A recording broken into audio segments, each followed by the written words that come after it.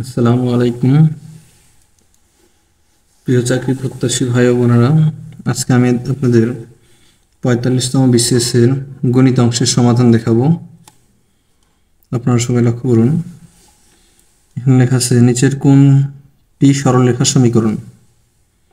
আচ্ছা, এখানে আমাদের 4টে অপশন দেওয়া আছে। এর ভিতরে লক্ষ্য করতে হবে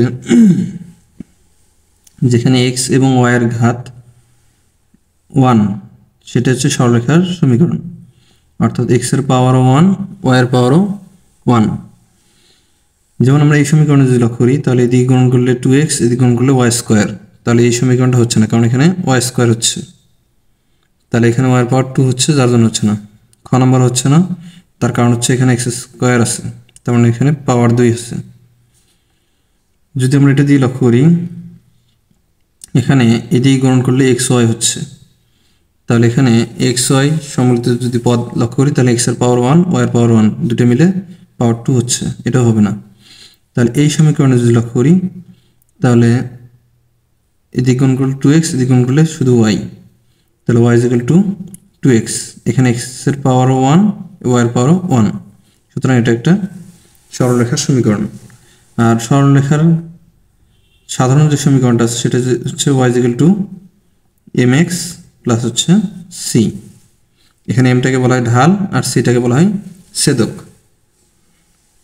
আচ্ছা, এর পরের প্রশ্ন আমরা লক্ষ্য করি, এখানে লেখা আছে যে p plus Q is equal to 5 এবং Q P minus Q is equal to 3 হলে পি স্কোয়ার প্লাস কিউ স্কোয়ারের মান কত? আচ্ছা, প্রথমে আমরা যদি লক্ষ্য করি, এখানে এ স্কোয়ার প্লাস বি স্কোয়ারের সূত্র পড়ছে, তো এ স্কোয়ার প্লাস বি স্কোয়ারের সূত্রটা আগে লিখি। A plus B whole square plus A minus B whole square divide by 2, এটা হচ্ছে স্কোয়ার প্লাস বি স্কোয়ারের সূত্র। আচ্ছা, এই অনুসারে আমাদের পি কে ধরতে হবে এ আর কিউ কে ধরতে হবে বি। তাহলে এই সূত্রটা বসানোর পরেও আমরা দেখতেছি পি প্লাস কিউ এর মান হচ্ছে দেওয়া আছে প্রশ্নে 5, তাহলে 5 এর উপর স্কোয়ার, পি মাইনাস কিউ এর মান হচ্ছে 3, তাহলে 5 এর উপর স্কোয়ার করলে 25, 3 এর উপর স্কোয়ার করলে 9, 25 আর 9 যোগ করলে 34, 34কে 2 দিয়ে ভাগ করলে 17, যেটা আমাদের অপশন খতে আছে। আচ্ছা, এর পরের প্রশ্নে লক্ষ্য করি আমরা, এরপরে 167 নম্বর যে প্রশ্নটা আছে,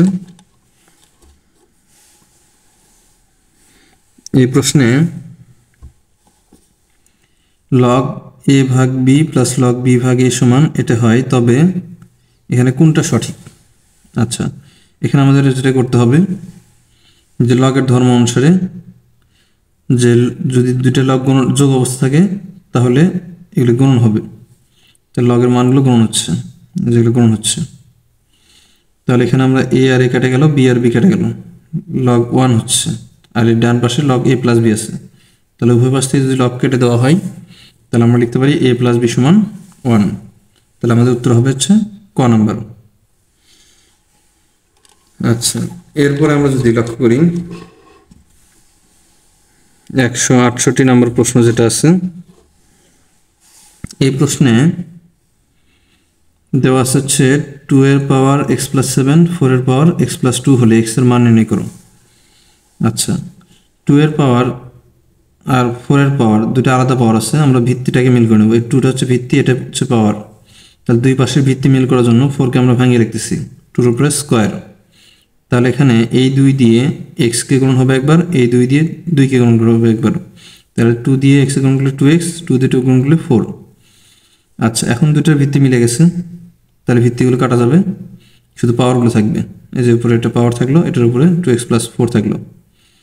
এখন আমরা এভাবে লিখতে পারি, এটাকে এই পাশে নিয়ে যাই, এটাকে এই পাশে নিয়ে আসি।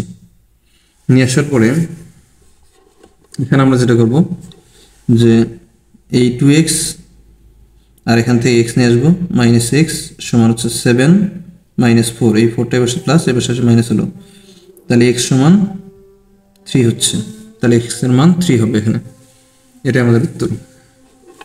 আচ্ছা, এরপরের প্রশ্নে দেখি, এরপরের প্রশ্নে কি লেখা আছে। এরপরের প্রশ্নে লেখা আছে যে এরকম একটা ধারা দেওয়া আছে 1/√3 মাইনাস 1, √3, ধারাটির পঞ্চম পদ কত? আচ্ছা, এটা একটা গুণোত্তর ধারা, ধারা দুই রকমের, একটা সমান্তর ধারা, একটা হচ্ছে গুণোত্তর ধারা। তো এটা হচ্ছে একটা গুণোত্তর ধারা। এই ধারার প্রথম পদ হচ্ছে এ দিয়ে প্রকাশ করি আমরা, এ সমান 1/√3, যেটা আমাদের প্রথম পদ 1/√3। তারপর হচ্ছে সাধারণ অনুপাত, সাধারণ অনুপাতটা হচ্ছে দ্বিতীয় পদ ভাগ হচ্ছে প্রথম পদ, এই যে দ্বিতীয় পদ ভাগ প্রথম পদ। আচ্ছা, ভাগ থাকলে গুণ করলে উল্টে যায়, এটা উল্টে গেছে। তাহলে 1 দিয়ে যদি আমরা √3 গুণ করি তাহলে -√3 হচ্ছে, এই যে মাইনাসের সামনে। আচ্ছা, এরপর আসি আমরা n তম পদের একটা সূত্র আছে গুণোত্তর ধারার ক্ষেত্রে, a r⁴n-1। তাহলে এ আর এখানে যেহেতু পঞ্চম পদ বলতেছি আমরা, তাহলে পঞ্চম পদের বেলায় 5 - 1 হবে। তাহলে 5 - 1 মানে হচ্ছে 4।